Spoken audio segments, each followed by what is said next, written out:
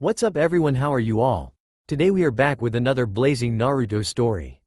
What if Naruto was born a female so she abandoned in the forest of death? If you enjoy then please like, share and do comments. And also check the description box to original creator of this beautiful creation. Third person Pav. Uzumaki, a young child with purple hair and eyes was currently laying down in the forest of death. As suggested by the name, she was dying. Her team had abandoned her in the forest in order to escape with their scroll during the Chunin exams. A's life has never truly been a good one. Ever since she was born, she was always hated by the people in the village, for what reason she didn't know.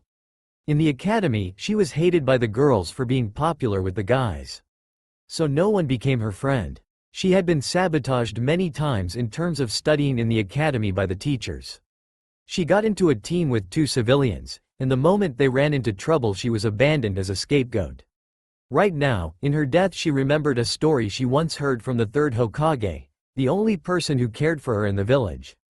Flashback. Listen I will tell you a story. A kind voice spoke out. The young A nodded looking at the old man. Once we are dead, our journey only begins, it doesn't end. We are reborn in another place, somewhere far away, where no one can reach. This place is fair to everyone. I will make sure everyone will be able to treat each other the same way. I will make sure everyone loves you, no matter the cost, the old man said. A nodded. Hiruzen frowned at the young child. She had never shown much emotions. Although, this happened from a year ago. She was a very bright and energetic child before that. Flashback end. A now wondered if she would finally reach the place that the old man had told her about. Although she had never thought it was real, she was now hopeful that this place actually existed. Slowly, her eyes closed, her consciousness losing itself. And as such, she had lost her life. Uzumaki Namikaze had died in the forest of death during the Chunin exams. The life force of the girl dissipating into the air, the chakra inside of her body slowly moving towards a bright light. Scene change. A opened her eyes to see herself in a giant garden, multiple flowers bloomed everywhere. A small table sat in the middle of the garden, a person sitting and sipping what seemed to be tea. She walked closer to the being to see a young man with red hair and red eyes with slits in them. This man was the Kyuubi. Welcome, A. This is our first time meeting, although I didn't wish for it to be in a situation such as this. The man began. A simply sat beside him on another chair. Well, I suppose I should give you a parting gift. Consider it an apology for what has happened up till now due to me being present in your body. He said, passing a small blanket covering something, or someone. A carefully observed the cloth before uncovering whatever was beneath it. Her eyes widened upon seeing a small fox with pink fur. She quickly looked back up at the man. Her name is Yae Miko. She will be your familiar. Once you ascend into the world of Teyvat. She won't be with you for a while, however as you get older, you will be able to get Miko in there. The Kyuubi spoke. Take good care of her. Don't feed her anything you cook as well. You are a very bad cook. The Kyuubi chuckled. However he then began to release smoke from his body. The Kyuubi's form started to fade away. Scene change. A opened her eyes once more to see herself in front of an unfamiliar land. It looked like the Uchiha clan district. A place with many old roofs. But very elegant. The theme was mostly purple. She loved purple. She looked over at her clothes. Seeing a purple kimono, she nodded and continued onwards. Time skipped 1 year. In this 1 year, A had lived her life peacefully, as a normal civilian. However she was soon noticed by the archon of the nation she resided in. She also found out that the nation she resided in is known as Inazuma. An archon is a god. And that's all she knew. The said god had noticed her. Seeing how the both of them were very identical, the archon decided to have A be known as her twin. The two of them were very similar after all. Once she became the sister of the said archon, Raiden Mikoto, A changed her name from Uzumaki to Raiden. Mikoto was physically weak, so in her stead, whenever there was war or anything else related to combat, A would take action, whereas the diplomatic relations were taken care of by Mikoto. A was happy for the first time in her life. Even as a person in the living world and even in Teyvat. She had many friends after becoming a Raiden, one of which was a kitsune, Saigu. Soon after becoming friends with Saigu, Miko also appeared and was accepted as a familiar for both A and Mikoto. All was going well up till now. And A was happy. Soon however, a catastrophe began. Inazuma was plunged into darkness and multiple enemies of the abyss started their attack. All archons were summoned and sent to a nation known as Khaenri'ah. Makoto had left without notifying A. Makoto went to Khaenri'ah. A woman with white hair shouted out. This woman was Saigu. A's eyes widened. She gripped her sword and looked at Saigu. I will head out to Khaenri'ah. You will be in charge of the defenses until we return. A shouted out before flying away in a bolt of lightning. Khaenri'ah. The archons looked below themselves at the enemies. Multiple civilians and multiple enemies of the abyss. Barbados, the god of wind, charged down into the crowd and blew them closer to each other, grouping everyone. Morax, the Geo-Archon, summoned one of his signature meteorite to petrify the enemies. Egeria, the Hydro-Archon, summoned some of her Oceanid familiars to start destroying the petrified statue. Makoto dashed into the city in an insane speed, going through the crowd and cutting down multiple bodies in an instant. Upon reaching the center of the city, she brought down a giant thunderbolt, frying anyone present there. Xbalanque, I don't know how to spell it, but he was the Archon during the cataclysm, started to charge up the flames in his hands and shoot down the main castle where most enemies were coming out from. This attack shrouded the entire kingdom into flames. The Archons let most of the innocents who weren't affected by the abyss go.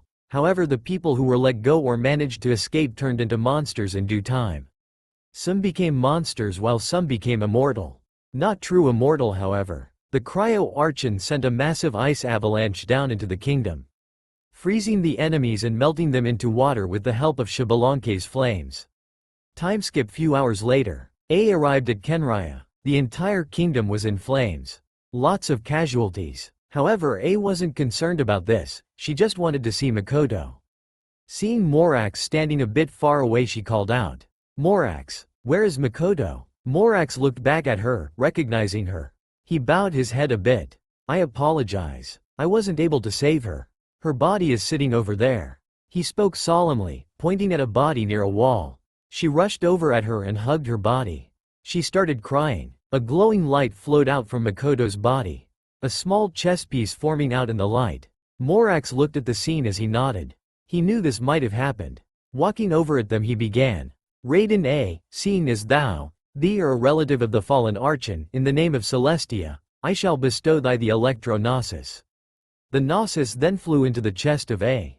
Her glowing after. Morax looked over at Barbados, who was solemnly looking at the ground. Seeing A cry was what made his ear ache. A stood up and looked around the battlefield, seeing multiple bodies right in front of her. She brought a hand to her mouth, shocked. Are those? She couldn't finish her sentence. Yes, these are the Archons. The only original Archons left are me and Barbados. I have been informed by the Dendro Archon's familiars that she too perished, fighting off the miasma that covered Erminsel. Morax said. Soon a small fox with pink fur appeared through the clearing, catching the attention of the Archons.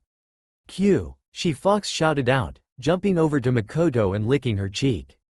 A. The fox spoke out. A looked on in shock. Sure, she knew that Miko would have spoken, but not this quickly. Miko, you. She began but stopped after being cut off. Saigu has perished in battle. We are now waiting for your return to Inazuma. The enemies are still approaching, Miko said. A's eyes widened in horror. She lost both her friend and sister in the same day. Morax and Barbados shared a look before leaving the nation, taking the bodies of the Archons except for that of Makoto's. A quickly picked up Miko into her shoulders and Makoto into her arms. And she then turned into lighting to travel to Inazuma in an instant through the lighting.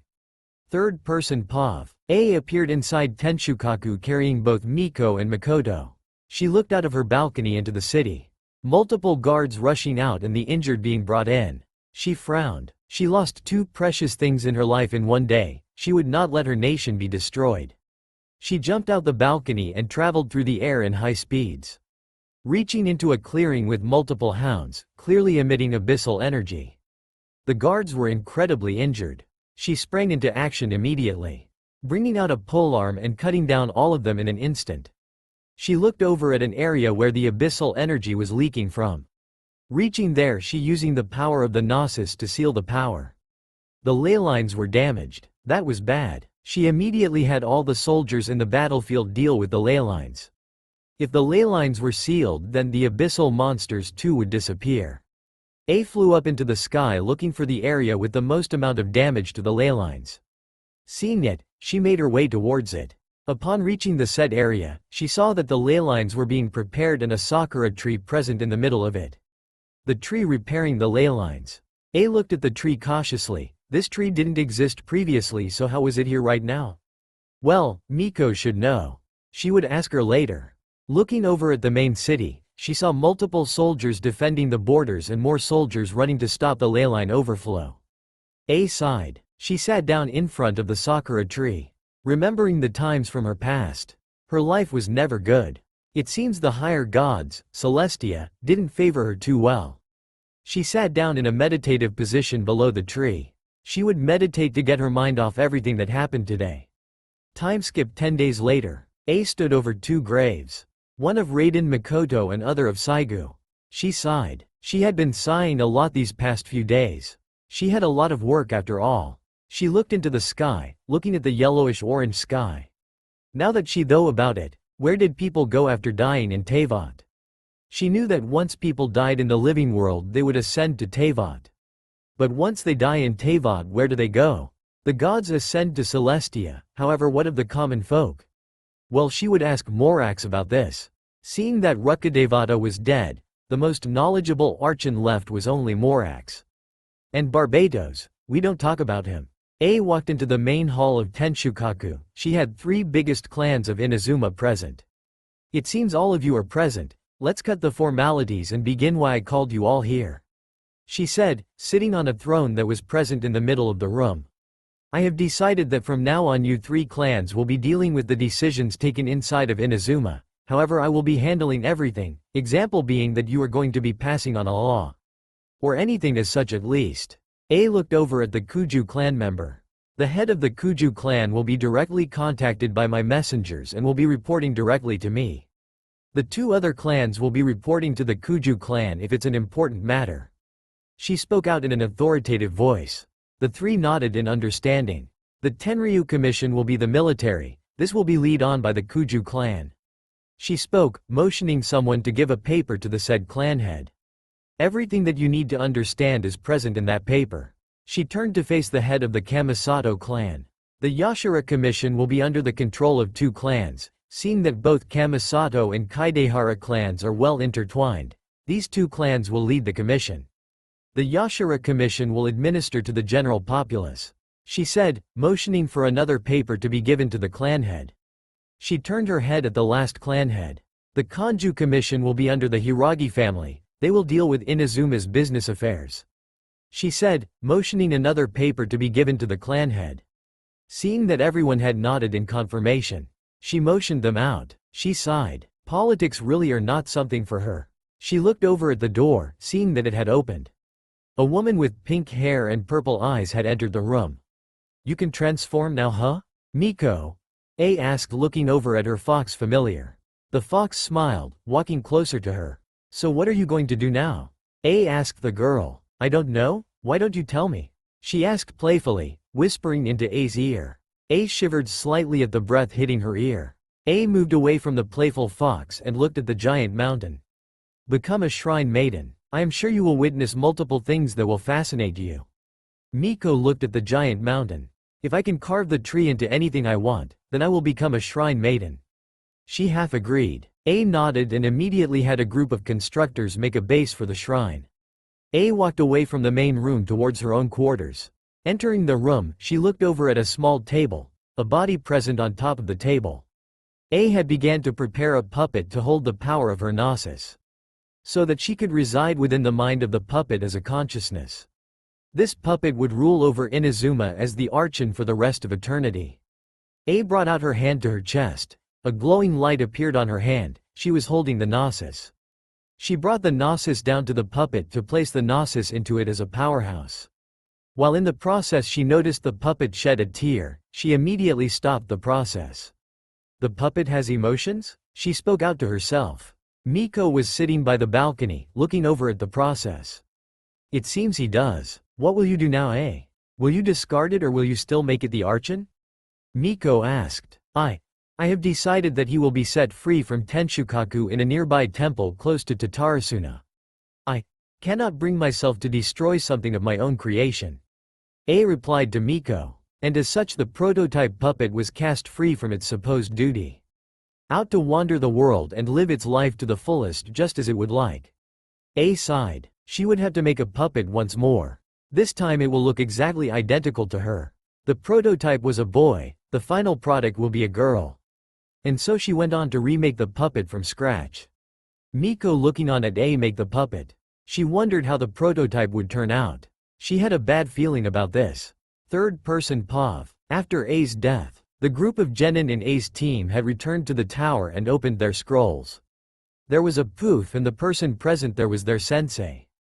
The sensei looked over at the two. Noticing that A wasn't there he sighed. The brat was dead probably. But it would be annoying to tell this to the Hokage. But he has no choice. Scene change. The sensei was standing in front of the Hokage. The Hokage was looking at him with an intimidating look. So you say that A has died in the forest of death? And that your team returned without retrieving her body even though it was in proper condition? The Hokage asked. The Jonin sensei nodded fearfully. Hiruzen motioned the Anbu to retrieve the body of A, he couldn't have anyone damage her body. Knowing that Orochimaru had infiltrated the village, he couldn't let that man get his hands on her and control the Nine Tails.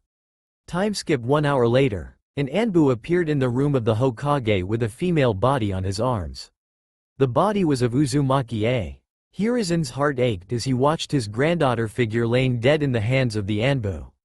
Hiruzen walked up to the girl and grabbed her. He set her down by a couch. He sighed heavily. Had Minato and Kushina been alive, they would have skinned him alive to let this happen to their daughter.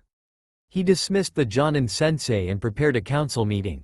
This was going to be an annoyingly long meeting.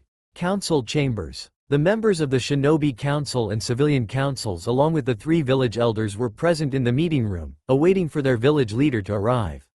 They didn't have to wait for long before the door to the room opened. The Hokage walked over to his chair and sat down. He looked very tired. Hiruzen cleared his throat before beginning. You might be wondering why I called this meeting today. He started only to be interrupted by a civilian. Is it to talk about the demon brat? He asked only to be silenced when his head fell to the ground, severed from his body. The law is still in place. Should anyone talk about her in such a way, they will immediately be executed, shall they be a council member, a civilian or even the village elders. Hiruzen spoke in an authoritative way. Getting nods from all present members he continued. During the second phase of the Chunin exams, Uzumaki A was found dead. He spoke only to be interrupted by cheers from the civilian side. The members in the shinobi side looked on in shock, including the ever-indifferent Danzo Shimura. The civilians were immediately silenced by the Hokage's killing intent. I should say, now that Uzumaki A has perished I will reveal her parents and her role in the village. I will personally bury her next to her parents' graves. Hiruzen said. Looking over at the shinobi council he eyed Shikaku Nara, who only muttered troublesome. But even the Hokage could see the sadness in his eyes. Shikaku was a friend of Minato and he knew of A's parents. I will release every classified knowledge about her to the populace tomorrow, and from this moment onwards the civilian council will be disbanded. Hiruzen spoke. Once he said this the civilians broke out in a protest only to shut up when the Hokage flared his killing intent. I have enough proof to have every one of you sent to prison. I will have you all sent to Ibiki Morino for your acts of corruption, abuse of power and stealing from the village funds. As soon as he finished, the Anbu present in the room arrested all the civilians and had them sent to Ibiki. Next day, the news of A's death along with the disbanding of the civilian council had spread around Konoha. The people were happy at A's death, however they were angry at the civilian council being disbanded. The Hokage walked on top of the tower, he looked over at the populace.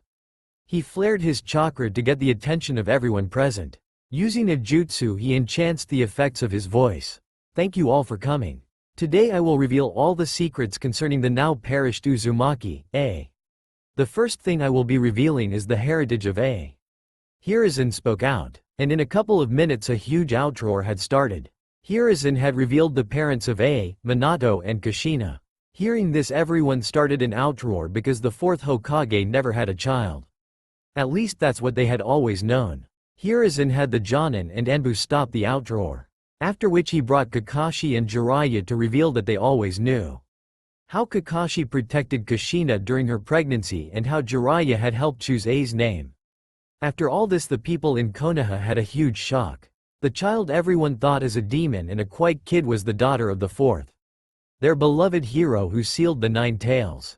They thought of his daughter as the fox itself. This caused a massive guilt to form into the hearts of everyone present there. Soon another outroar began after a few civilians who thought of all this information as a lie started to protest.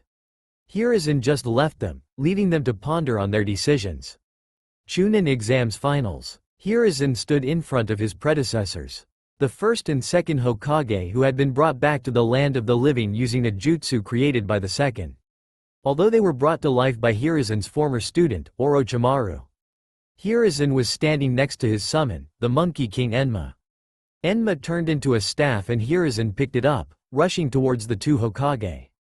Tobirama started to use water wave jutsu while Hashirama tried to bind Hiruzen with a binding jutsu. Hiruzen rushed over to the first Hokage and started to battle in taijutsu. He suddenly had to dodge a jutsu fired by Tobirama. Hiruzen slapped a seal on the back to Hashirama before running over to Tobirama. Hashirama started to turn into dust. Tobirama started to fire out water bullets at Hiruzen, who dodged a few while being hit by some other due to the speed they traveled at. Hiruzen started to use fireballs to counter the water bullets and created a smoke barrage. Tobirama suddenly appeared behind Hiruzen and punched him in the face. Hiruzen flew across the roof and onto a tree created by Hashirama. He can use the Flying Thunder God. Hiruzen thought before using Gale Palm and dissipating the smoke. Hiruzen rushed at Tobirama and threw Enma at him. Tobirama sidestepped the staff. The staff turned into Hiruzen, who slammed his hands into his back. A seal glowed onto the body of Tobirama, releasing the soul of his. Hiruzen looked at Orochimaru. Now I will complete what I failed to do years ago. I will kill you. In an instant Hiruzen appeared in front of Orochimaru, whose eyes widened. Hiruzen thrust his staff into Orochimaru's guts. Orochimaru exploded into multiple snakes and reformed behind the Hokage.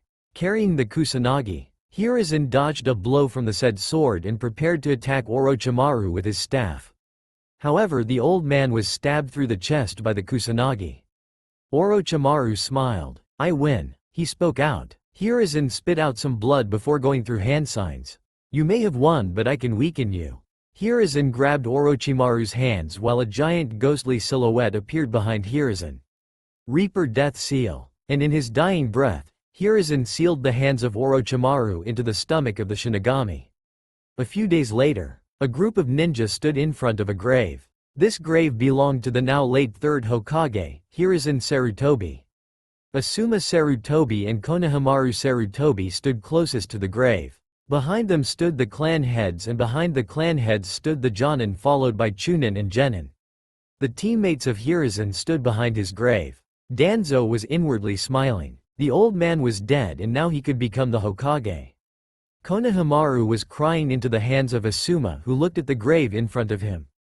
The grave sat next to the grave of his mother, and the wife of Hiruzen. He sighed. A lot of things had happened this month, and it was exhausting. Jiraiya appeared at the gravesite a few moments later, seeing the grave of his teacher, the third Hokage.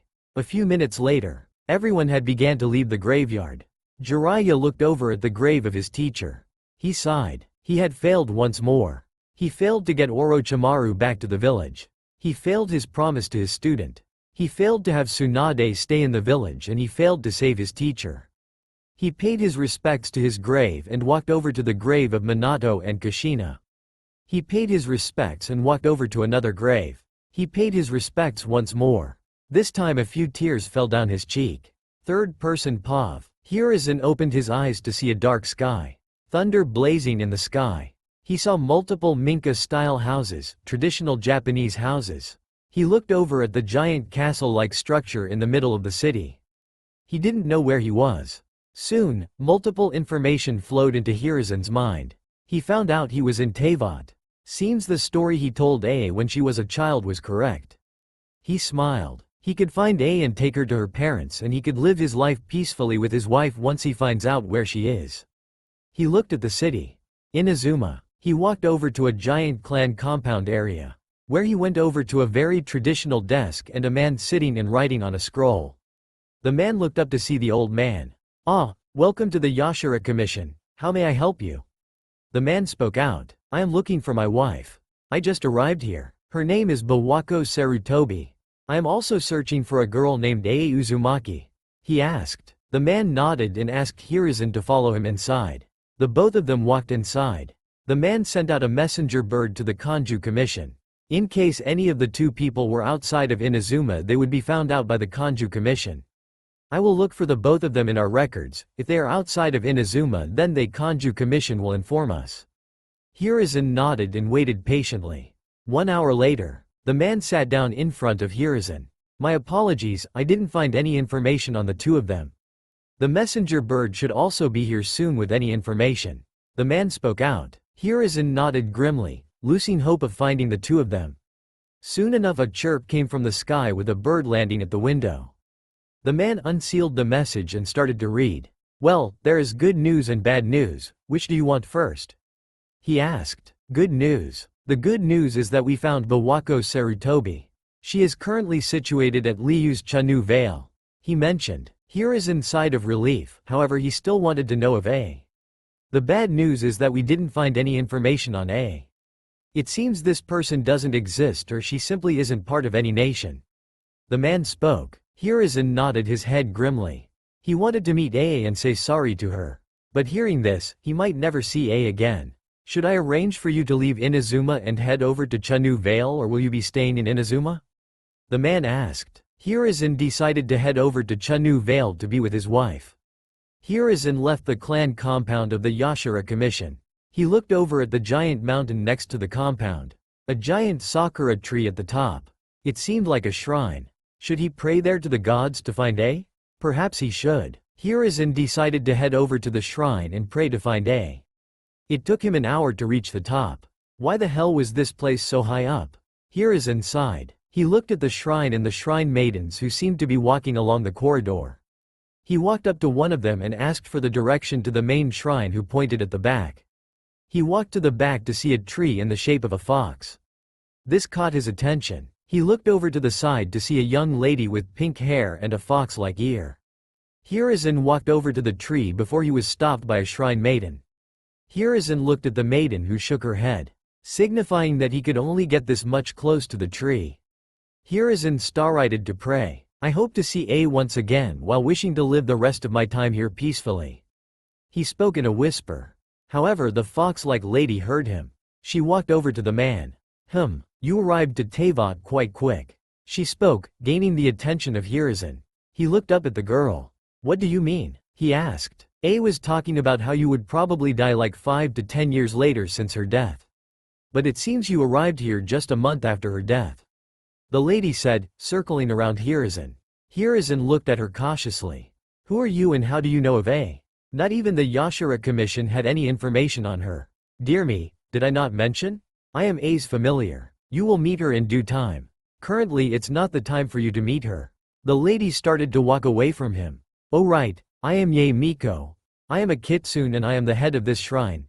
You should also get going. After all, the ship for Chanu Vale is heading out in an hour," Miko mentioned before entering the main shrine building. Hiruzen looked over at the retreating Miko. He smiled. It seemed he would meet A soon enough. For now he will live his life peacefully until the day to meet her comes. And so, Hiruzen headed to the port to head over to Chanu Vale. Third person Pav. Hiruzen was in the middle of the ocean. He couldn't wait to see his wife. He would also have to look for Minato and Kushina, since the both of them should also be somewhere in Teyvat. He didn't know anything about what happened to Minato and Kushina. Soon, the ship stopped at a port close to a city by a huge waterfall. Multiple water wheels generating power for the entire city. This place is Chanu Vale. This place's speciality is the tea leaves they sell and grow. Hiruzen exited the ship to see a very familiar face. He smiled. In front of him was his wife Bawako Sarutobi, and along with her were his son and daughter-in-law, the parents of Konohamaru. The entire family apart from Asuma was here, which was a good thing. He walked up to them and hugged all three of them in a group hug. He looked over at Bawako. "Have you seen Minato and Kushina?" I have news for them, but I don't know where they are. He asked his wife, who nodded no. No, I saw them a few years ago, but I don't know where or what they are doing right now. I know the location of house. I don't know if they still live there though. Bawako answered. Hiruzen nodded. How about the two of us go and meet them? It has been a while since I saw them, and you can also meet and talk to them about everything. Bawako answered. Hiruzen nodded, a smile on his face. And so Bawako sent out a messenger bird to Kushina to inform that they were coming to visit the two of them. To Minato. Minato entered the room to see Kushina, who seemed very excited. What's wrong, Kushina? He asked. Kushina suddenly jumped at him. Lady Bawako is coming to visit us with a guest. She shouted out in glee. Minato smiled, looking at her. Ever since their death in the human world, Minato and Kushina were sent to Liyue Harbor, where they stayed for a while until they got a house and situated in a remote location where not a lot of people came. A place that existed between both Chanu Vale and Liyue Harbor. Minato smiled at Kushina before breaking the hug. Well, let's prepare for their arrival, shall we? Minato asked. Kushina nodded, and the both of them walked off to clear 2 rooms. Minato and Kushina were living in a 2-story house. The first floor had the kitchen, a bathroom, washroom, and the living room. The second floor had Minato and Kushina's room, 2 guest rooms and a room for whenever A would arrive at Teyvat. To Hashirama. Hashirama sat at a large table with tea being served to the 3 occupants present in the room. One was a white-haired male and the other was a female with bright red hair. They were sitting and overlooking a giant nation. They were currently in the nation of Mondstadt. They helped in ruling the nation and running it while the Grand Master was away on his trip. They would help the acting Grand Master Jin. Hashirama looked over at the white male, his brother Tobarama.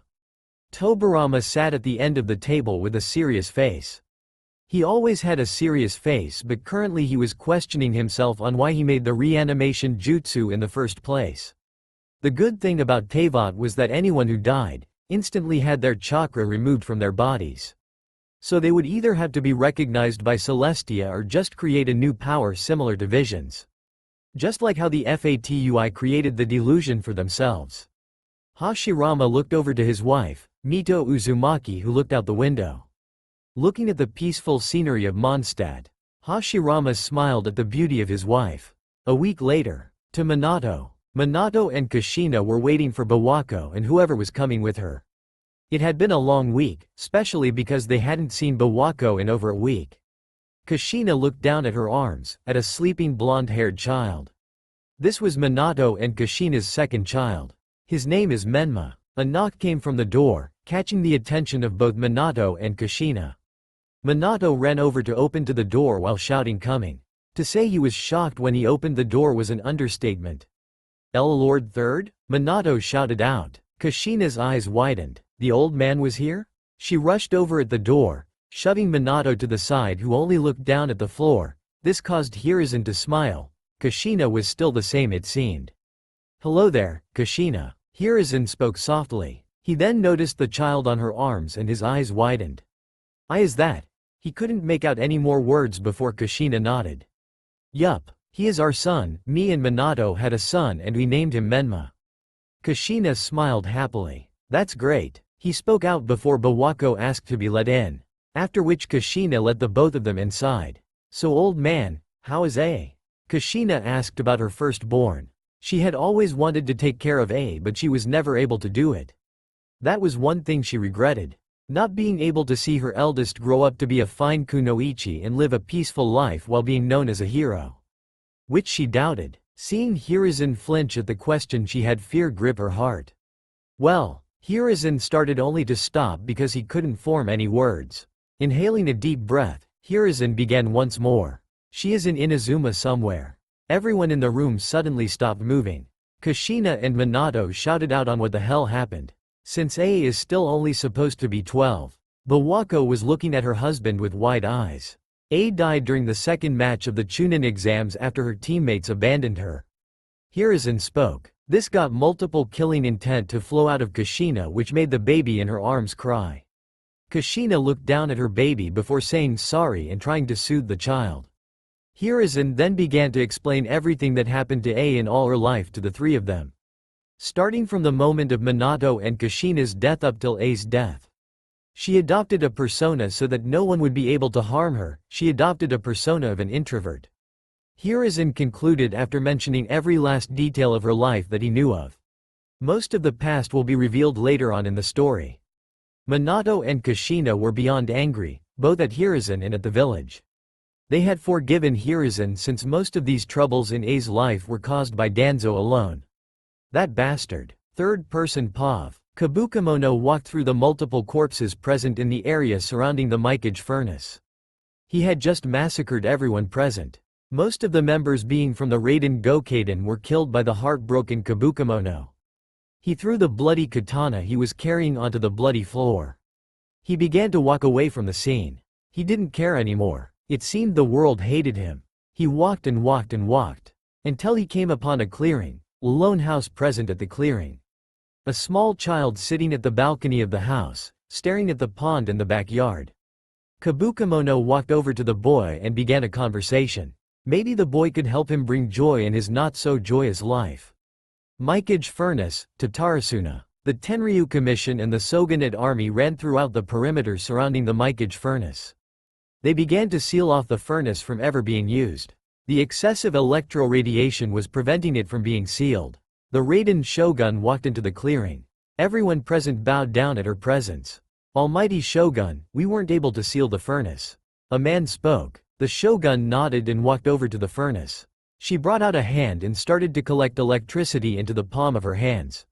She concentrated the electro-energy into the surrounding area of only Tatarasuna. The Shogun began to walk out. Start the sealing, it should be done by the end of the day. She said, walking past many Shogunate army who bowed down. Inside the plane of Eutimia, A looked at her new puppet. The Raiden Shogun. The Shogun is an upgraded version of Kabukimono. It is able to collect elemental energy and use it as per its will without needing a Gnosis. Today is the first day that the Shogun is working officially outside of Tenshukaku. It seems the puppet was a success. A started to meditate and float inside her plane until the time comes. Till then she had notified the Shogun to hand over the Gnosis to Yae Miko. A closed her eyes. The Shogun walked into a clear opening. Set up an encampment here. Shall there be any war or shall anything go wrong with this furnace? The people in this encampment will deal with it. She walked off. The Shogun had become strict. Everyone knew of this now. So they had to be careful from now on. If they made any mistake, then the Shogun can have their head in an instant. The Shogun entered the Grand Narukami Shrine. Miko, who had been sitting and giving instructions on carving the tree, had noticed her presence. "Oh, what are you doing here?" Miko asked. She figured that this was the puppet created by A. The Shogun walked over to Miko and handed her a glowing electro chess piece. Miko looked at the chess piece in shock. Why are you giving me the Gnosis?" she asked in shock. "I was instructed to have this Gnosis given to you. You will be in possession of the Gnosis from now on." The Shogun spoke before walking off, not giving Miko a chance to protest. Miko looked at the retreating form of the Shogun in shock. She looked at the Gnosis in her hand and smiled. At least she still thinks of her as a subordinate. To be given the Gnosis is something she wasn't expecting.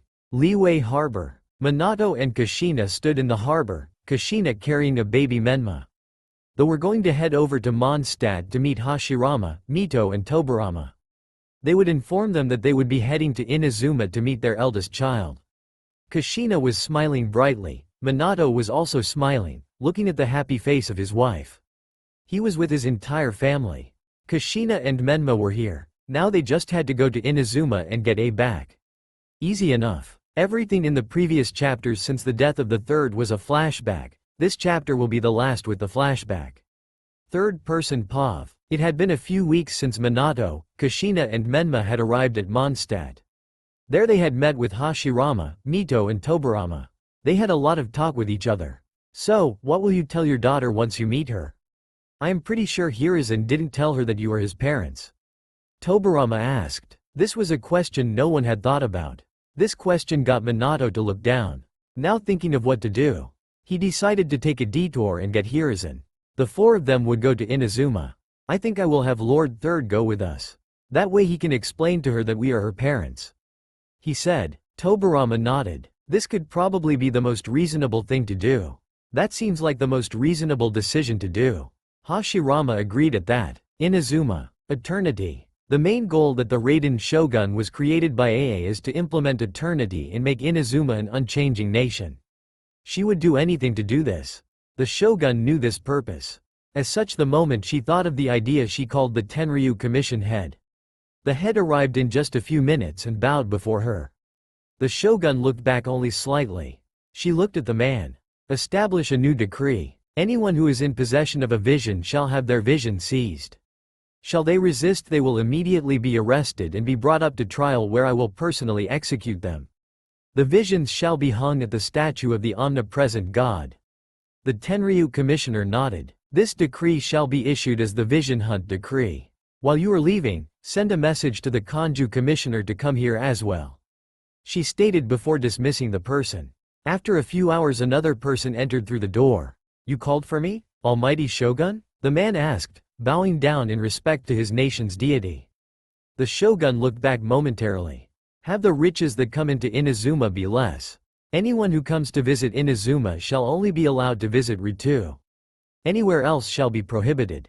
Any entrance or exit from the Narukami Island apart from Ritu without proper authorization shall be regarded as illegal. They will immediately be arrested and put on trial before me. She spoke out authoritatively. The clan head nodded. What goods shall I have imported? The head asked. A few flowers from Mondstadt, and most of the items will be brought from Liyue. The shogun answered. The clan head nodded and exited the room. A few days later, the Vision Hunt Decree was in motion. And another day later, the rule to not grant entry or exit was in motion. During the time that the leave and enter motion wasn't implemented, many people managed to depart from Inazuma. The messengers from the Kanju Commission sent out letters to every nation to announce that Inazuma would only grant entry to certain items and people with a pass into Ritu. Even then, the people would not be allowed to exit Ritu into other parts of Inazuma. The moment all of this was introduced in every nation, Minato and Kushina were also shocked once more. They wanted to meet their daughter, but due to the new policy they couldn't. Minato and Kushina were still in Mondstadt, so they were consoled by Hashirama and Mito.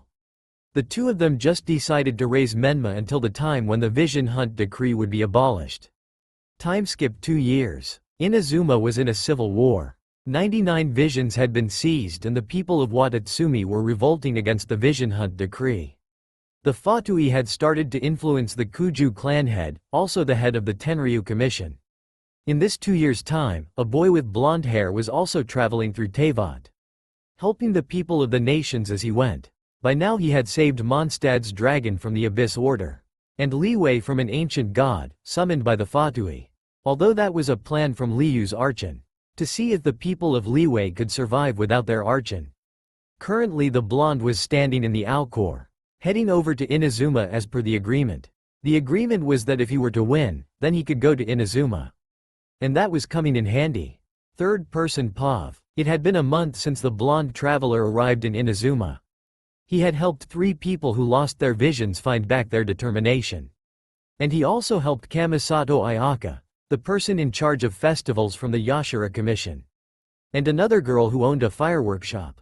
Her name is Naganohara Yoimiya. He entered through the doorway to see an empty hallway. The only living thing there were some plants and Toromaru. The dog started to bark. Paimon, the traveler's companion, started to feel uneasy. Toma? Where are you? This is not funny. She spoke out. No reply. Suddenly Ayaka came rushing in the tea house. Have you guys seen Toma? She asked. Paimon answered with a no. Then I suppose he is the one. She spoke out in a whisper. Some men from the Tenryu Commission came. There were rumors that the 100th vision would be seized today. And since Toma isn't here, she stopped briefly.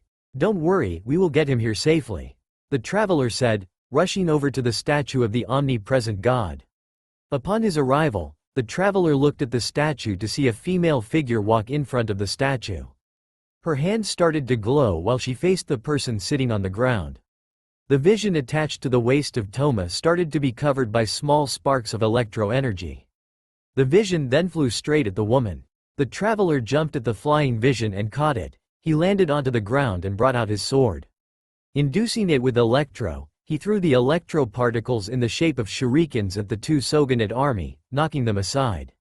He rushed over to Toma to unbind his hands. however he was shocked in the hand with a zap. He turned to face the woman. The shogun started to collect electro-energy at her feet and used it to create a stairway for her to walk down. Capable of using elemental energy without a vision. You are an enemy, it appears. The shogun stepped on the ground, simultaneously collecting electro-energy at her palms.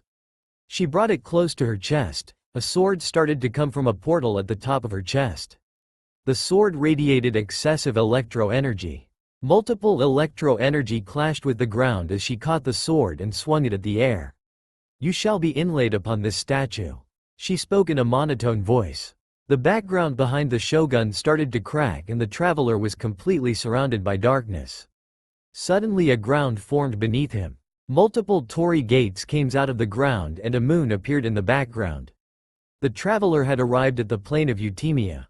A opened her eyes and stood straight, looking at the traveler. She brought out her polearm and sent a slash at him. The traveler dodged the blow and went to attack her with his sword. A parried the attack with an electric swirling slash. The traveler then used his anemo power to boost himself towards A, while using his geo power to enhance his sword. Seeing this, A seized the ability to use elemental energy inside the plane of Eutimia. A dashed at the traveler and blew him with an electric blast. Although miniature, it would have caused some damage after all. A threw him out of the Eutimia. The shogun walked over to the traveler and brought her Musou no Hitotachi down, to decapitate him. However, she looked up to see a polearm coming her way. She threw the polearm away with the Musou no Hitotachi. The force of the blow caused the traveler to be sent farther away. Toma grabbed the traveler and jumped away from the statue of the omnipresent god. Shogun, who was he? A soldier asked. Seize him under the decree. Next time, I shall strike twice. The shogun ordered and walked away. Time skip. It had been about a week, give or take. In this week a lot of things had happened. The traveler had an arrest warrant out for him. He also joined the rebellion in Watatsumi. This increased the power of the rebels. However, the power of the rebels dwindled when many of the members were found having a fatui delusion. This delusion was distributed by the fatui to make sure that the rebels would lose. While this would also cause more outrage within Inazuma. A very well thought out plan. After the death of a very close friend, the traveler had raided the fatui delusion factory, only to faint. Although he was saved by Yae Miko. Currently he just finished the anti-Raiden shogun training prepared by Yae Miko. So do you think we are ready to face the shogun yet? Paimon asked. Miko took on a thinking position. Well, how do I put it? You are no match for her. She mentioned bluntly. A has had years of practice to hone her skills to perfection. However, you have only recently arrived at Inazuma. Sure, you may have learned to predict the movement through this device, but you won't be able to completely predict the actual A. Miko said. The traveler nodded, seeing her point. So what do we do now? Paimon asked. We return for now. I have a guest that will visit soon. Miko said, walking off. The traveler and Paimon following suit. Miko and the other two arrive at the Narukami shrine. Now she should be here in a bit. Miko looks behind the traveler. Ah, there she is. What the hell are they doing here? Guards, prepare yourselves. Kuju Sera, the commander of the Shogunate army and the adopted daughter of the Kuju clan had arrived. Wait, she is your guest? Paimon shouted, asked. Miko nodded. Calm down, Sera. You know that the shogun herself prohibited fighting in the Grand Narukami shrine. Unless you want to defy her very orders. Miko asked Sera. Stand down. Sera motioned to her guards and sent them off. After a few minutes of discussion with Sera about finding proof that the Kuju clan is deliberately hiding information from the shogun and that the proof would be in her hands in 3 days, Sera had walked off, agreeing that until then she wouldn't try to arrest the traveler. And so began the quest to find evidence. Yae Miko and the traveler walk through the Chinju forest, guided by Yae Miko. They come across a small shrine-like tablet and a raccoon-like doll besides it. The doll puffs into smoke to reveal a small girl. She yawns and looks at the two of them. How the hell do I write this? I will mostly skip everything here, I suppose. The traveler discreetly walked towards a corner of the statue of the omnipresent god. He then placed multiple fireworks there and lit them. Immediately after that a giant boom echoed. The Shogunate army immediately rushed out to look for the culprit. With the help of wind currents, the traveler reached the Komore tea house. There he sat and awaited for Seiu's return. A few hours later Seu returned. "I brought everything that seemed important here," she said, handing a file over to Ayaka. Ayaka opened the file and saw every dealing the Kuju clan had with the Fatui. The next day the traveler returned to the Grand Narukami Shrine where both Miko and Sarah were waiting. He handed over the file to Sarah, who skimmed through the details. A frown formed on her face. After bidding farewell to Miko, she immediately ran over to the Kuju compound. The traveler following suit. Upon entering the Kuju clan compound, Sarah went inside the giant building. Multiple guards rushed out to confront her. Sarah gripped the bow in her hand. Just then the traveler entered through the door wanting to help. In a couple of minutes Sarah and the traveler dealt with all of the Shogunate army. They then confronted the clan head. The head Ren revealed that the shogun was currently in a meeting with a Snezhnin envoy. Sarah rushed out immediately to inform everything to the shogun. The traveler chasing behind her. On the way to the main building where the Raiden shogun presides, all of the guards had been knocked to the ground, unconscious. The traveler entered through the main door of Tenshukaku. He looked to the front to see the shogun standing before a woman with a black crown-like ornament on her head. La Senora, the eighth of the Fatui harbingers. Kuju Sarah lay unconscious on the ground besides her. After a number of words were spoken, the traveler stated, "I challenge you to a duel before the throne. Proceed." The shogun gave her permission. Senora walked to the front while swaying her hands to the side and calling upon her cryo-delusion. The traveler brought out his sword to face Senora. He immediately rushed over to her and started to attack using his sword. Multiple spikes of ice fell towards him which he dodged easily. He called forth his anemo powers to create a swirl reaction. He then slammed his hand on the ground and created a cage-like formation to trap Senora using geoconstructs. He then used Electro Shuriken to damage Senora. Senora then covered herself in ice whereas multiple pyro crystal flies appeared everywhere. The traveler collected the crystal flies and damaged the ice construct that stood in the middle of the room. The ice formation then melted, a giant wave of flames erupted through the formation. Senora's elegant form as the Crimson Witch came in full view. Senora then brought out a whip and enhanced it with pyro. She whipped it towards the traveler.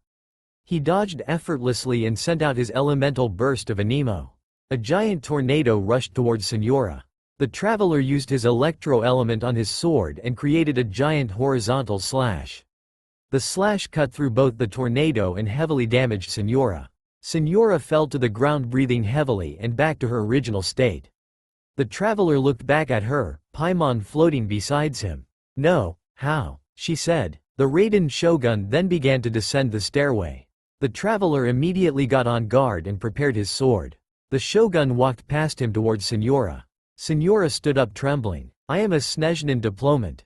You know what happens if you lay a hand on me." She spoke, her voice trembling. "Stop, you filthy rats," she shouted, rushing towards the shogun.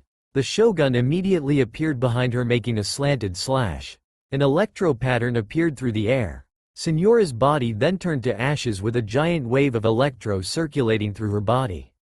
The shogun turned towards the traveler. "As the victor I shall allow you to leave Tenshukaku alive." After that the traveler left Tenshukaku with a giant migraine. He arrived at the giant doorway to Tenshukaku after hearing a commotion. There he met the people of the resistance. All of them looked and waved at him. The traveler smiled and was about to wave back when a giant rift opened behind him. The Raiden shogun exited the giant rift, the Musou no Hitotachi on her arm, ready to decapitate the traveler. At that instant Khaenri'ah Kazuha appeared and blocked the strike. The nameless vision he carried beneath his anemo vision glowing in electro colors. Kazuha pushed the shogun back. The shogun immediately retaliated and sent him away with a push. The resistance army rushed up the stairway towards the Raiden shogun. The visions on the statue of the omnipresent god shining brightly in accordance with their ambitions. "Oh no, what are we gonna do? They are no match for her." Paimon spoke to the traveler. The traveler brought out his sword and jumped at the shogun. Seeing this, the shogun closed her eyes. The surrounding immediately changed. The traveler landed on the ground and looked forward. He had arrived at the plain of Eutimia.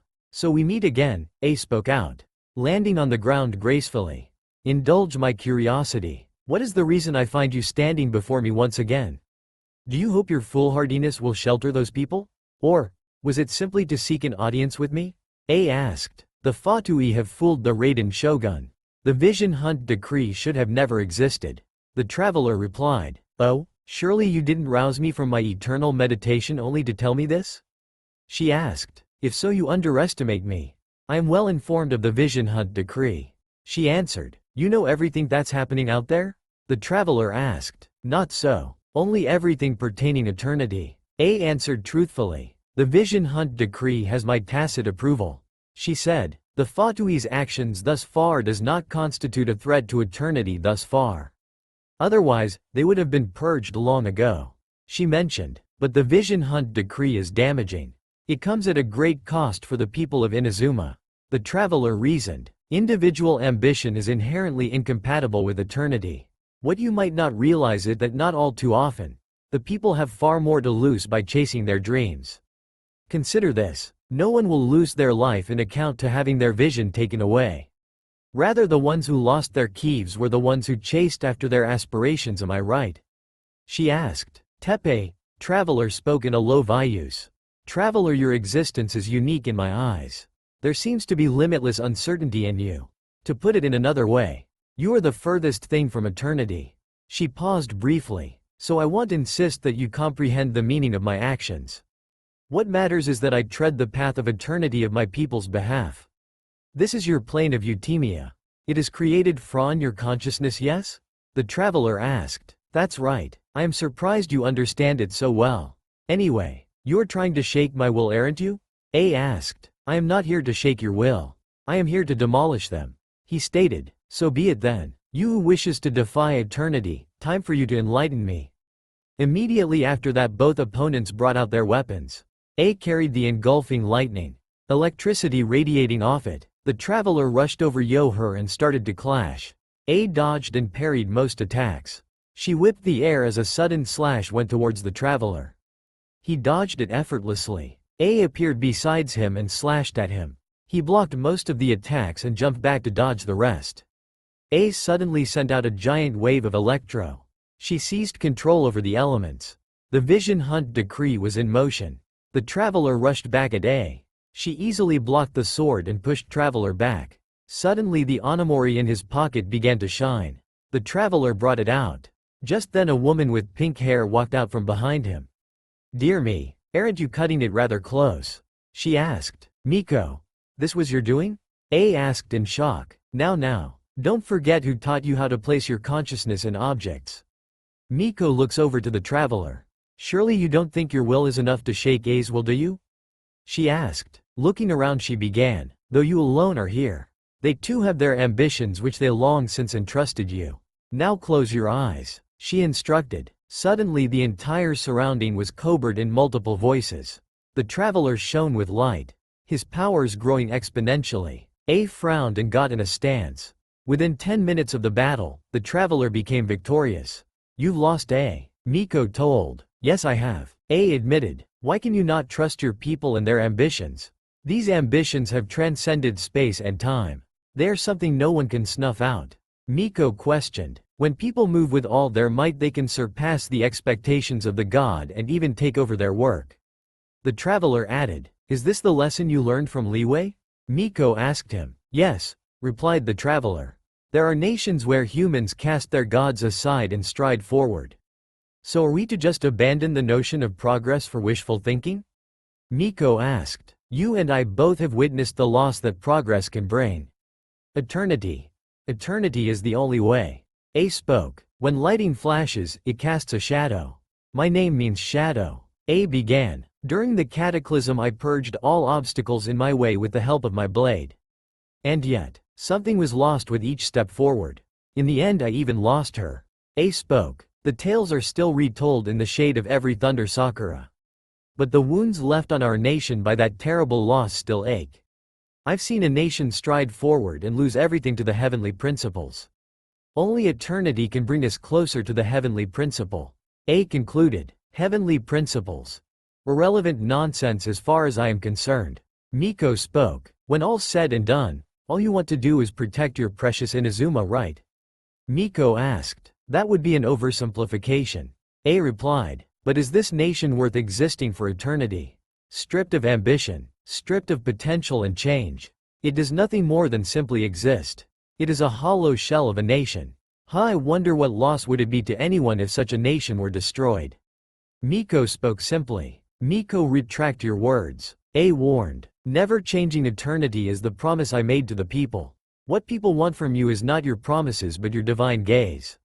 Miko told. You mean visions? Humans have a lifespan of only about 100 years. They cannot bear to have any extra loss.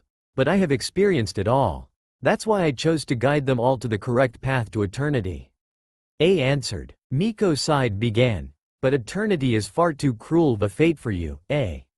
For me? A asked, surprised. Miko sighed and began. Not only have you stopped paying attention to the world, you have stopped paying attention to yourself.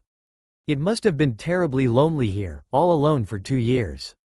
But it is necessary. A replied. You are obviously lonely, yet for the sake of eternity you choose to stretch out your loneliness for infinity. Tell me this. Why is the sky that was once so dark glowing brightly now? This is your plane of euthymia, your inner world, so it can only mean that you are happy to see me. You have found the loneliness here unbearable, haven't you?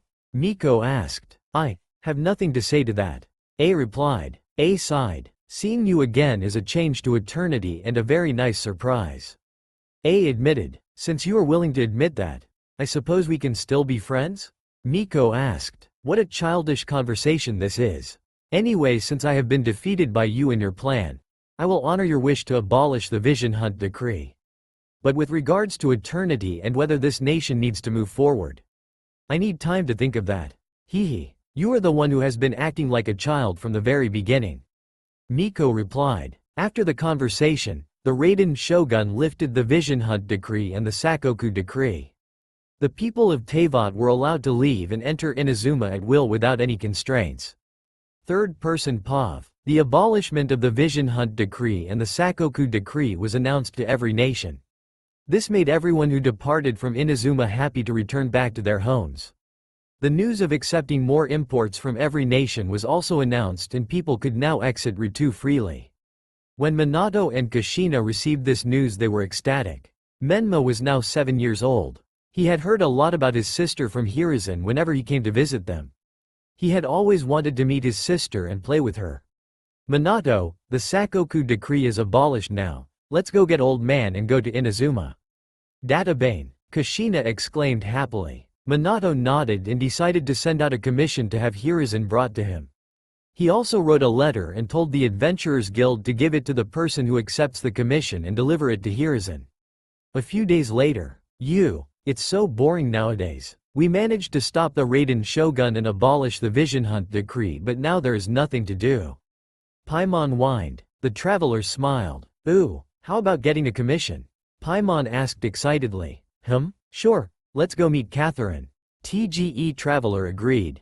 The both of them arrived in front of Catherine from Liyue. Hey Catherine, got any commissions for us?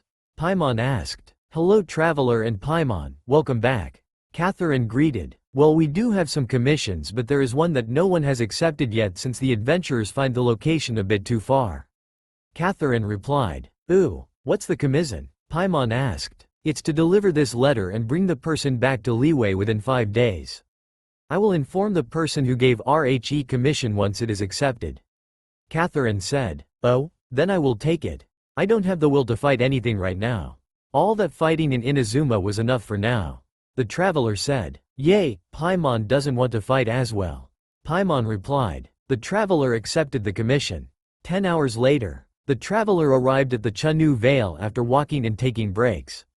He looked at the address on the letter and asked around until he arrived at a small but comfy house. He looked towards the door and knocked 3 times. Then multiple footsteps came from within and the door was opened. An old person opened the door and looked at the young man in front of him.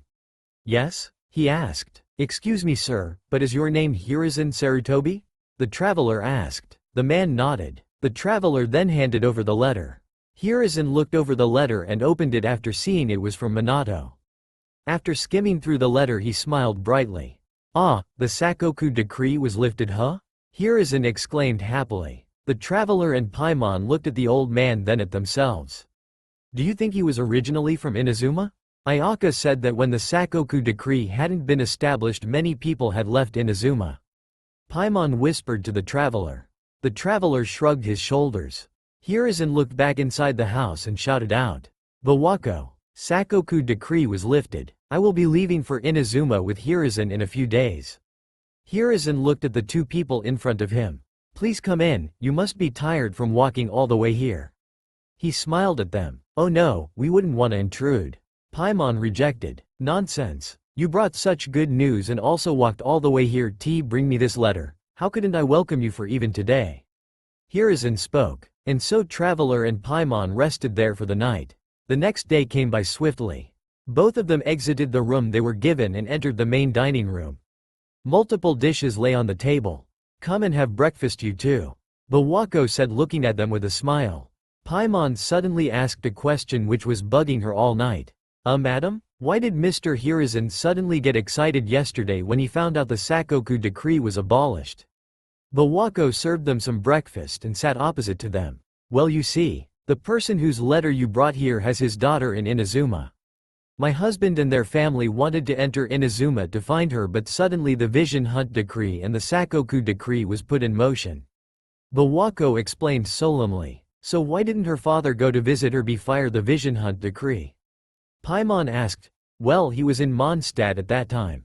And only my husband knows what she looks like." Bawako explained. "Oh, so what's her name? We might know her, we came right from Inazuma after all." The traveler asked. "As far as I remember, her name is A." Bawako told. Both Paimon and the traveler suddenly stopped. "What?" Both Paimon and the traveler shouted in their mind. They looked at each other and understood what the other was thinking.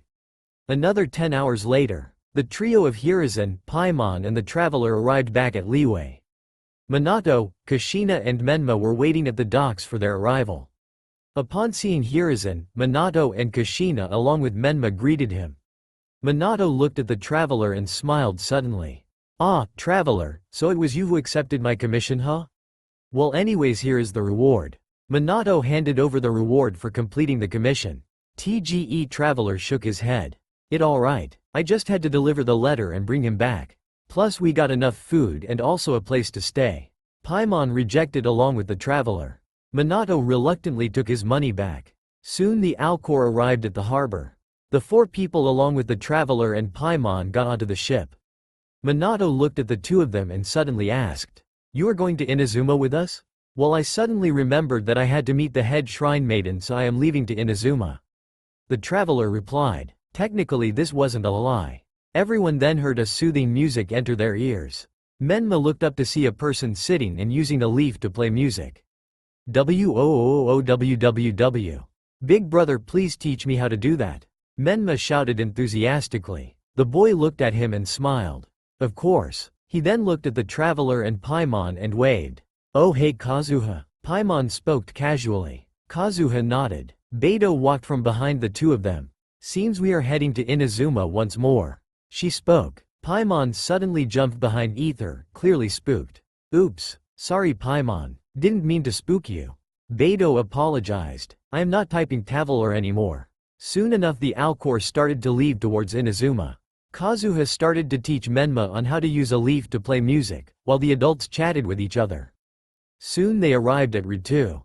"Everyone, we have arrived to Ritu," Beidou shouted. Everyone then looked to the front. "Hasn't changed a bit even in 2 years." Hiruzen whispered. Both Ether and Paimon exited the Alcor and started to leave Ritu towards the Narukami shrine.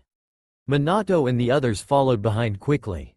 Suddenly they were stopped. "Registrations?" a Shogunate asked. Ether looked back at them and saw the Shogunate army. "Ah, they are with me, don't worry. They aren't affiliated with the Fatui." Ether spoke. The Shogunate then noticed Ether and spoke trembling. "Apologies. Ether, I didn't know they were with you." "It's fine." And 1 hour passed just like that. Everyone arrived at the top of the shrine. The shrine was completely empty except for some sounds from the back. They all walked to the back, float for Paimon's case. They then saw a woman with pink hair standing on top of her tails and cutting chunks off the sacred tree. Miko, what are you doing?" Paimon asked. I am shaping the tree trunk into a fox shape," Miko answered, then turned around to look at Paimon. She then saw lots of people and a kid. "Oh, a kid?" What a cute child. What's your name? She asked. Menma. Menma answered timidly. She suddenly noticed Hiruzen. Ah, old man. You are back it seems. Well, the time for you to meet her is also close.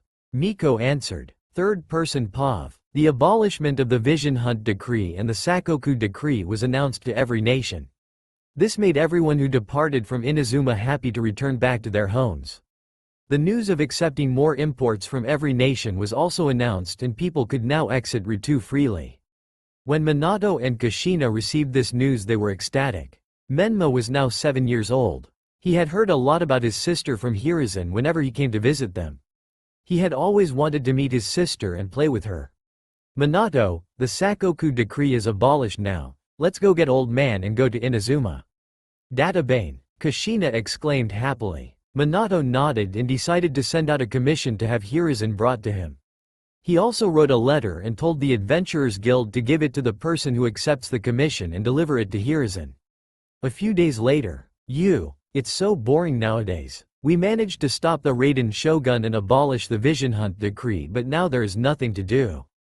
Paimon whined. The traveler smiled. Ooh, how about getting a commission? Paimon asked excitedly. Sure, let's go meet Catherine. TGE Traveler agreed. The both of them arrived in front of Catherine from Liyue. Hey Catherine, got any commissions for us? Paimon asked. Hello Traveler and Paimon, welcome back. Catherine greeted. Well, we do have some commissions, but there is one that no one has accepted yet since the adventurers find the location a bit too far. Catherine replied. Ooh, what's the commission? Paimon asked. It's to deliver this letter and bring the person back to Liyue within 5 days. I will inform the person who gave RHE commission once it is accepted.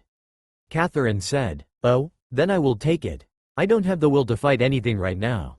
All that fighting in Inazuma was enough for now. The traveler said. Yay, Paimon doesn't want to fight as well. Paimon replied. The traveler accepted the commission. 10 hours later, the traveler arrived at the Chunu Vale after walking and taking breaks. He looked at the address on the letter and asked around until he arrived at a small but comfy house. He looked towards the door and knocked 3 times. Then multiple footsteps came from within and the door was opened. An old person opened the door and looked at the young man in front of him. Yes? He asked. Excuse me sir, but is your name Hiruzen Sarutobi? The traveler asked. The man nodded. The traveler then handed over the letter. Hiruzen looked over the letter and opened it after seeing it was from Minato. After skimming through the letter he smiled brightly. Ah, the Sakoku Decree was lifted huh? Hiruzen exclaimed happily. The traveler and Paimon looked at the old man then at themselves. Do you think he was originally from Inazuma? Ayaka said that when the Sakoku Decree hadn't been established many people had left Inazuma. Paimon whispered to the traveler. The traveler shrugged his shoulders. Hiruzen looked back inside the house and shouted out. Bawako, Sakoku Decree was lifted. I will be leaving for Inazuma with Hiruzen in a few days. Hiruzen looked at the 2 people in front of him. Please come in, you must be tired from walking all the way here. He smiled at them. Oh no, we wouldn't want to intrude. Paimon rejected. Nonsense. You brought such good news and also walked all the way here to bring me this letter. How couldn't I welcome you for even today? Hiruzen spoke. And so Traveler and Paimon rested there for the night. The next day came by swiftly. Both of them exited the room they were given and entered the main dining room. Multiple dishes lay on the table. Come and have breakfast you too. Bawako said looking at them with a smile. Paimon suddenly asked a question which was bugging her all night. Madam? Why did Mr. Hiruzen suddenly get excited yesterday when he found out the Sakoku Decree was abolished? Bawako served them some breakfast and sat opposite to them. Well you see, the person whose letter you brought here has his daughter in Inazuma. My husband and their family wanted to enter Inazuma to find her but suddenly the Vision Hunt Decree and the Sakoku Decree was put in motion. Bawako explained solemnly. So why didn't her father go to visit her before the Vision Hunt Decree? Paimon asked. Well, he was in Mondstadt at that time. And only my husband knows what she looks like. Bawako explained. Oh, so what's her name? We might know her, we came right from Inazuma after all. The traveler asked. As far as I remember her name is A. Bawako told. Both Paimon and the traveler suddenly stopped. What? Both Paimon and the traveler shouted in their mind. They looked at each other and understood what the other was thinking. Another 10 hours later, the trio of Hiruzen, Paimon and the traveler arrived back at Liyue. Minato, Kushina and Menma were waiting at the docks for their arrival. Upon seeing Hiruzen, Minato and Kushina along with Menma greeted him. Minato looked at the traveler and smiled suddenly. "Ah, traveler, so it was you who accepted my commission, huh? Well, anyways, here is the reward." Minato handed over the reward for completing the commission. TGE traveler shook his head. "It alright, I just had to deliver the letter and bring him back. Plus we got enough food and also a place to stay." Paimon rejected along with the traveler. Minato reluctantly took his money back. Soon the Alcor arrived at the harbor. The 4 people along with the traveler and Paimon got onto the ship. Minato looked at the 2 of them and suddenly asked, "You are going to Inazuma with us?" "Well, I suddenly remembered that I had to meet the head shrine maiden, so I am leaving to Inazuma," the traveler replied. Technically this wasn't a lie. Everyone then heard a soothing music enter their ears. Menma looked up to see a person sitting and using a leaf to play music. "WOOOOWWW. Big brother, please teach me how to do that," Menma shouted enthusiastically. The boy looked at him and smiled. "Of course." He then looked at the traveler and Paimon and waved. "Oh hey Kazuha." Paimon spoke casually. Kazuha nodded. Beidou walked from behind the 2 of them. "Seems we are heading to Inazuma once more," she spoke. Paimon suddenly jumped behind Ether, clearly spooked. "Oops, sorry Paimon, didn't mean to spook you." Beidou apologized. "I am not typing Traveler anymore." Soon enough the Alcor started to leave towards Inazuma. Kazuha started to teach Menma on how to use a leaf to play music, while the adults chatted with each other. Soon they arrived at Ritu. "Everyone, we have arrived to Ritu," Beidou shouted. Everyone then looked to the front. "Hasn't changed a bit even in 2 years." Hiruzen whispered. Both Ether and Paimon exited the Alcor and started to leave Ritu towards the Narukami shrine. Minato and the others followed behind quickly. Suddenly they were stopped. "Registrations?" a Shogunate asked. Ether looked back at them and saw the Shogunate army. "Ah, they are with me, don't worry. They aren't affiliated with the Fatui." Ether spoke. The Shogunate then noticed Ether and spoke trembling. "Apologies. Ether, I didn't know they were with you." "It's fine." And 1 hour passed just like that. Everyone arrived at the top of the shrine. The shrine was completely empty except for some sounds from the back. They all walked to the back, float for Paimon's case. They then saw a woman with pink hair standing on top of her tails and cutting chunks off the sacred tree. Miko, what are you doing?" Paimon asked. I am shaping the tree trunk into a fox shape," Miko answered, then turned around to look at Paimon. She then saw lots of people and a kid. "Oh, a kid? What a cute child. What's your name?" she asked. Menma answered timidly. She suddenly noticed Hiruzen. Old man, you are back it seems. Well, the time for you to meet her is also close," Miko answered. That's all for now. If you enjoy, then please like, share and do comments.